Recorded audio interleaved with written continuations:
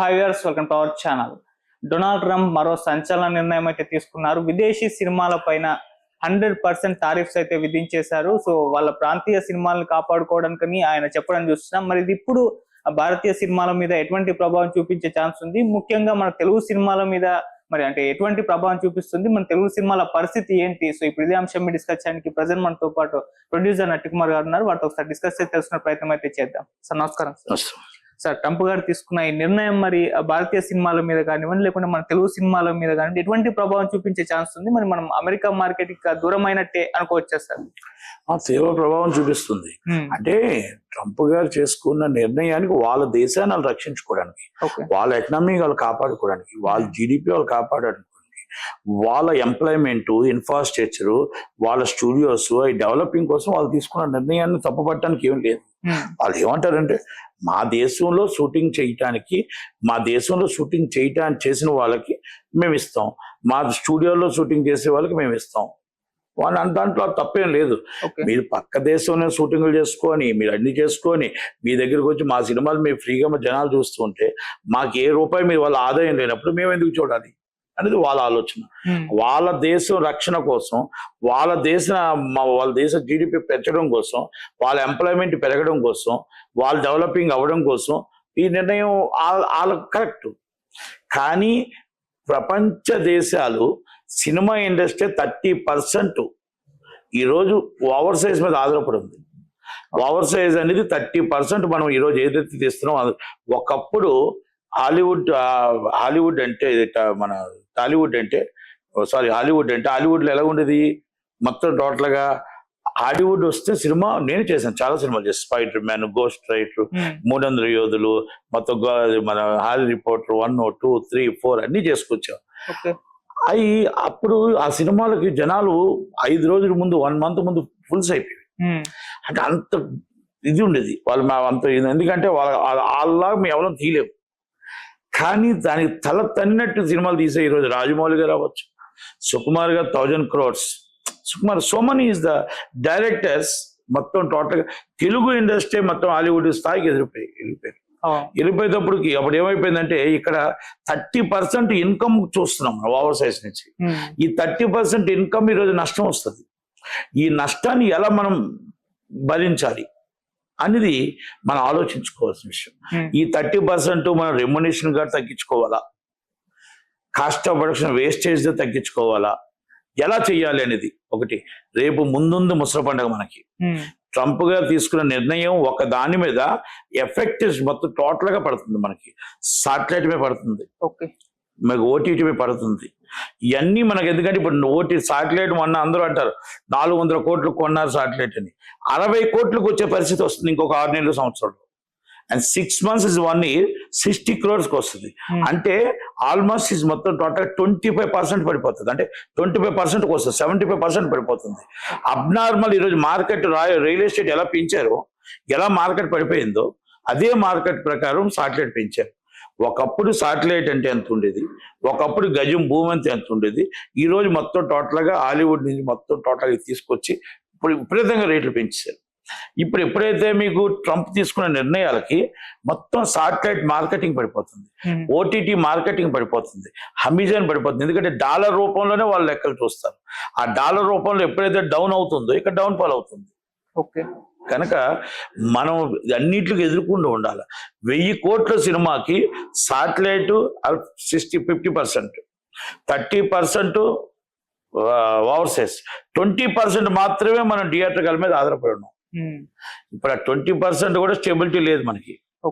ఈ పరిస్థితుల్లో 1000 కోట్ల సినిమా తీసిన వాళ్ళ పరిస్థితి 1 year లో ఆఫీసులు మూత పడిపోతాయి.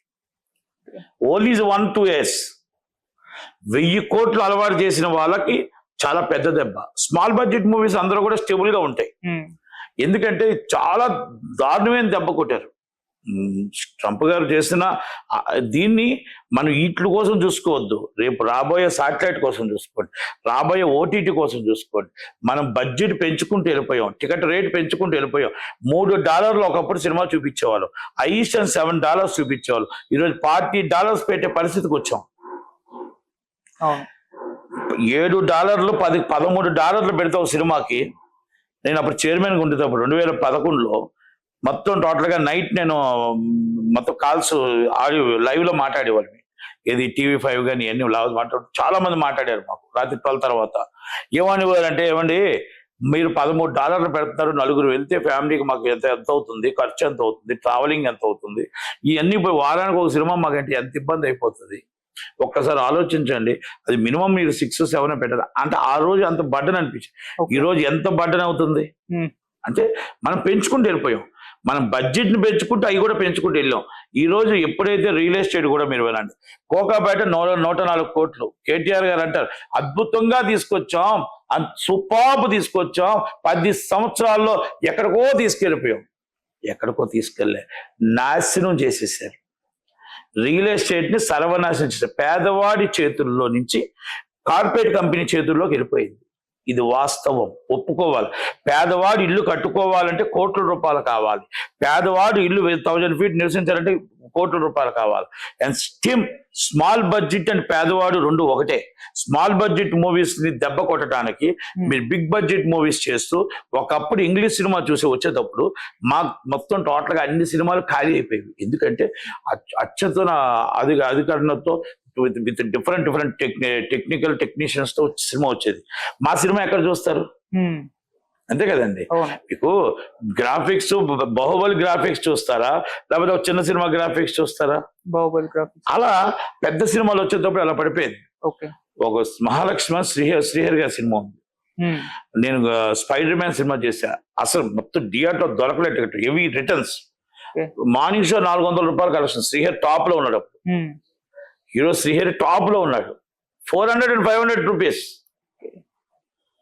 నాకు ఉదయాన్నే ఫోన్ చేసి కంగ్రాచులేషన్ నట్టి అన్నాడు. ఏమని అంటే, నేనే డిస్ట్రిబ్యూటర్ అన్నమాట. అంటే ఎందుకని అంటే, అప్పుడు మొత్తం టోటల్ తుడుచుకొట్టుకుపోయింది ఈ సినిమా, ఇంగ్లీష్ సినిమా మీద నేను వేస్తేనని. అంటే అలాంటి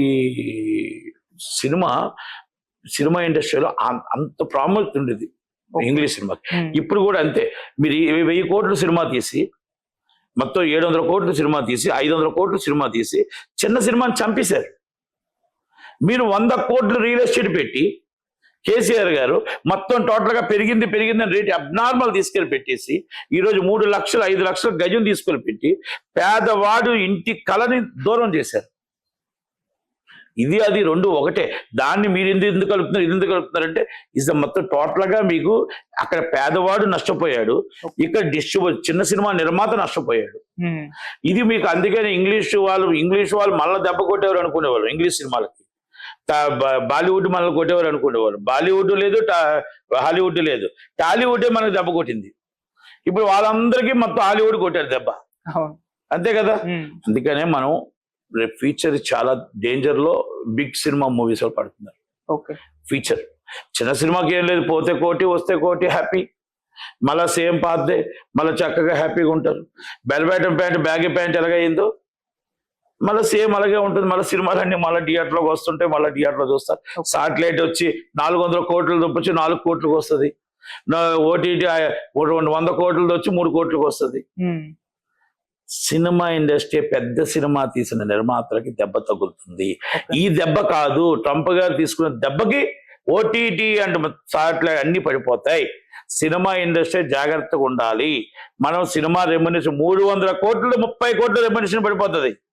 300 crores ఇన్ రెమ్యునేషన్ 30 crores పడిపోతుంది. 100 కోట్ల హీరోయిన్ 10 కోట్లకు పడిపోతుంది. ఇది వాస్తవం. 1 year 2027 and 2026 స్టార్ట్ అవుతుంది. ఆల్రెడీ మనకు బ్యాడ్ టైం స్టార్ట్ అయింది. కనుక ట్రంప్ గారు తీసుకున్నది వాళ్ళ దేశానికి కరెక్ట్, వాళ్ళ ఎకనామిక్ కరెక్ట్, వాళ్ళ ఎంప్లాయ్మెంట్ పెంచుకోవడం కోసం, స్టూడియోలు పెంచుకోవడం కోసం, వాళ్ళ బిజినెస్ పెంచుకోవడం కోసం వాళ్ళ దేశానికి వాళ్ళు కరెక్ట్. మనకి చేతనైతే మన దేశంలో ఇంగ్లీష్ సినిమా రిలీజ్ అవుతున్నప్పుడు 50% ట్యాక్స్ పెడతారా, 80% ట్యాక్స్ పెడతారు, పెట్టండి. కానీ ఒకప్పుడు ఇంగ్లీష్ సినిమా రిలీజ్ అయితే 24% ట్యాక్స్ కలెక్ట్ చేసేవారు.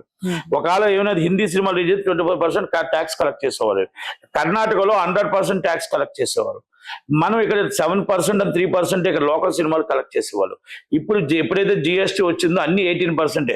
హిందీ అది ఇంగ్లీష్ అని తెలుగు ఆల్ లాంగ్వేజెస్ మొత్తం టోటల్ 18 or 12% కదా. మరి ఇప్పుడు అలా అవకాశం ఉంటే పెంచండి. మనకి ఇన్కమ్ వాళ్ళ ఇన్కమ్ లాక్కున్నప్పుడు మన ఇన్కమ్ మనం లాక్కోవాలిగా. మన ఇన్కమ్ మనం లాక్కోవాలిగా. ఇంగ్లీష్ సినిమాలు ఇక్కడ తీసిన వాళ్ళకి పెట్టండి 18% చేస్తామని. ఇక్కడ మొత్తం టోటల్ గా ఇంగ్లీష్ సినిమాలు ఎవరైనా ఇక్కడ షూటింగ్ చేసుకుంటారా? పెట్టమని. అందుకని అమెరికా కంటే చాలా మా అమెరికన్ మా దగ్గర అన్ని ఉన్నాయి, ఎక్విప్మెంట్స్ అన్ని ఉన్నాయి. ఎందుకంటే బాహుబలి లాంటి సినిమా తీసాం, మళ్ళీ అలాంటి ఆస్కార్ త్రిబుల్ ఆర్ లాంటి సినిమా తీసాం, సో పుష్ప 2 లాంటి సినిమాలు తీసాం. మనమేం తగ్గిపోలేదు. కాకపోతే ఎలా మనం కాపాడుకోవాలి ఇండస్ట్రీని, ఎలా నిలబెట్టుకోవాలి ఇండస్ట్రీని అనేది మనం ఆలోచించాలి. ఎంతసేపు ఇక్కడ ఆలోచించి క్యూబ్ రేటు 3000 తగ్గాల, ఈఎఫ్ రేటు 1000 రూపాయలు తగ్గాల, టిఫిన్ 100 రూపాయలు తగ్గాల. టిఫిన్ 100 రూపాయలు ఒక కార్మికుడికి 100 రూపాయల నష్టమేం లేదు. మీరు తీసుకున్న టిఫిన్ 2 లక్షల రూపాయలు టిఫిన్ రోడ్డు పాలు చేసే బదులు ఆ 2 లక్షల రూపాయలు తీసుకొస్తే కార్మికుడికి 100 పెంచడంలో తప్పు లేదు. మీరు ఎక్కడ నష్టం వస్తుందో దాన్ని అరికట్టేటప్పుడు కార్మికుడికి 100 రూపాయలు పెంచడంలో తప్పులేదు.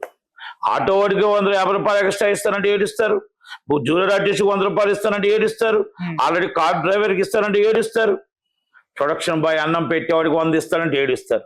మీరు 5 స్టార్ హోటల్ నుంచి 2 లక్షల రూపాయలు ఫుడ్ తీసుకొచ్చి అక్కడ చెత్త కుప్పలో పారేస్తప్పుడు ఆ 2 లక్షల రూపాయలు వేస్టేజ్ అవుతుంది.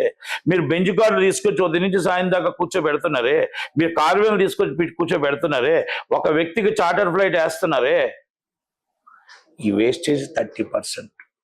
ఆ 30%ని మనం జాగ్రత్తగా కాపాడుకోగలిగితే మనం అక్కడ మనకి ఏదైతే ఓవర్ సైజ్ 30% లాస్ వస్తుందో ఆ లాస్ ని మనం కాపాడుకోగలుగుతాం. బడ్జెట్ ని చూసుకొని చేసుకోకపోతే తీవ్ర నష్టాల్లోనే తెలుగు ఇండస్ట్రీ కాదు, ఆల్ ఓవర్ ఇండియా ఇండస్ట్రీ మొత్తం దెబ్బతింటుంది. సార్, పెద్ద సినిమాల మీద ఎక్కువ ప్రభావం చూపిస్తున్నారు. చిన్న సినిమాలు, పెద్ద సినిమాలు ఇప్పుడు అమెరికాలో షూటింగ్ జరుపుకుంటే వీటికి అంటే టారిఫ్స్ ఉండవా సార్? అది అనుకుంటున్నాను. ఇంకా ఏమి మనం పూర్తిగా వినలేదు. అమెరికాలో షూటింగ్ స్టూడియోస్ లోని అది మా ఇన్ఫ్రాస్ట్రక్చర్ మొత్తం అమెరికాలో షూటింగ్ చేసుకుంటే వాళ్ళు మొత్తం అక్కడ ఏదో ఫ్రీ టోటల్ ఆల్ దేశాలన్నీ కూడా ఫ్రీ వచ్చేటట్టు ఏదో పెట్టినట్టు. అది పూర్తిగా చదవలేదు, ఓన్లీ జస్టిస్ లైట్ గా మనం చూసాం. దాని విధానాలన్నీ కూడా చూసి మళ్ళీ మనం డిస్కస్ చేయొచ్చు. సార్, ఇటువంటి ఒక ప్రతిపాదన ఏపీలో అప్పుడు జగన్మోహన్ రెడ్డి గారు కూడా అంటే ఏపీలో షూటింగ్ జరుపుకోండి, టికెట్ రేట్లు పెంచుకోండి అన్నట్టుగా చేశారు. సో అది ఇది ఒకటే అనుకోవచ్చా సార్? ఏంటి, ఏ రాష్ట్రానికి ఏ దేశానికి ఆ దేశం కాపాడుకోవడానికి ప్రయత్నం చేస్తారు. ఆంధ్రప్రదేశ్ రాష్ట్రాన్ని మనం ఎలా కాపాడుకోవాలనుకుంటున్నామో, ఆంధ్రప్రదేశ్ రాష్ట్రాన్ని ఇన్ఫ్రాస్ట్రక్చర్ పెరగాలనుకుంటున్నాము, ఎంప్లాయ్మెంట్ పెరగాలనుకుంటున్నాము, మన రాష్ట్రాన్ని మనం డెవలపింగ్ అవ్వాలనుకుంటున్నాము. ఒక సినిమా ఇండస్ట్రీ, ఒక స్టూడియో వస్తే ఆ పక్కన ఒక 2 పరిశ్రమలు వస్తాయి. 2 పరిశ్రమలు వస్తే ఒక సాఫ్ట్వేర్ కంపెనీ వస్తుంది. సాఫ్ట్వేర్ కంపెనీ వస్తే కొన్ని వేల ఉద్యోగాలు వస్తాయి. సినిమా ఇండస్ట్రీకి మొత్తం డెవలపింగ్ కి టూరిజం కి అన్ని ముడిపడి ఉంటాయి. నాట్ ఓన్లీ ఈజ్ వన్ స్టూడియోలో 10,000 మంది, ఒక 1000 మంది ఉండొచ్చు ఎంప్లాయీస్. పక్కన పరిశ్రమ, పక్కన ఇంకో షూటింగ్స్, పక్కన ఇంకో సాఫ్ట్వేర్ కంపెనీ, పక్కన టూరిజం ఈజ్ డెవలపింగ్ మొత్తం కలిపితే 10,000-15,000 మందికి మనం ఉద్యోగం ఇవ్వగలుగుతాం. కనుక అందుకే అంటారు సినిమా ఇండస్ట్రీకి, ఎంటర్టైన్మెంట్ కి, టూరిజం కి మొత్తం టోటల్ గా డెవలపింగ్ కి ఈజ్ అ స్టేట్ డెవలపింగ్ కి కూడా దీని ముడిపడి ఉంటుంది. అందుకే చెప్పాడు ఆయన, ట్రంప్ గారు ఏమన్నారు, దేశానికి ఎంటర్టైన్మెంట్ ఎంత అవసరమో దేశానికి ఎంటర్టైన్మెంట్ మొత్తం చాలా అవసరం. ఈ రోజు నిర్వహణపోయింది. మా దేశంలో స్టూడియోలో సినిమా షూటింగ్లు చేయట్లేదు. ఎక్కడెక్కడో తాయిలాలు ఇస్తుంటే వాళ్ళు షూటింగ్లు చేసుకుంటే వెళ్ళిపోయి మా దగ్గర సినిమా రిలీజ్ చేసుకుంటే మేము పిచ్చి వాళ్ళమా అని అడిగాడు. అందుకనే బయట షూటింగ్లు చేసుకో, నీకు 100% ట్యాక్స్ సినిమా రిలీజ్ చేసుకో, మేము రిలీజ్ చెయ్యొద్దని చెప్పట్లా. మా దగ్గర షూటింగ్ చేయి, ఎంప్లాయ్మెంట్ పెంచండి, డెవలపింగ్ చెయ్యండి అంటున్నాడు. వీసా లేని వాళ్ళని బయటికి వెళ్ళండి, మా దగ్గర ఉన్న ఇన్ఫ్రాస్ట్రక్చర్, మా దగ్గర ఉన్న ఎంప్లాయ్మెంట్ తీసుకోండి అంటున్నాడు. అనాథరైజ్డ్ గా దొంగతనంగా మీరు పని చెయ్యొద్దు, మీరు ఆథరైజ్డ్ గా వచ్చి పని చెయ్యండి. మీకు ఇప్పుడు రెడ్ టీవీ మీకు ఒక ఐడి కార్డు ఇచ్చి మిమ్మల్ని ఇచ్చింది, దొంగతనంగా చేయట్లేదు మీరు కదా. అలాగే ఆయన ఏమన్నా వీసా తీసుకొని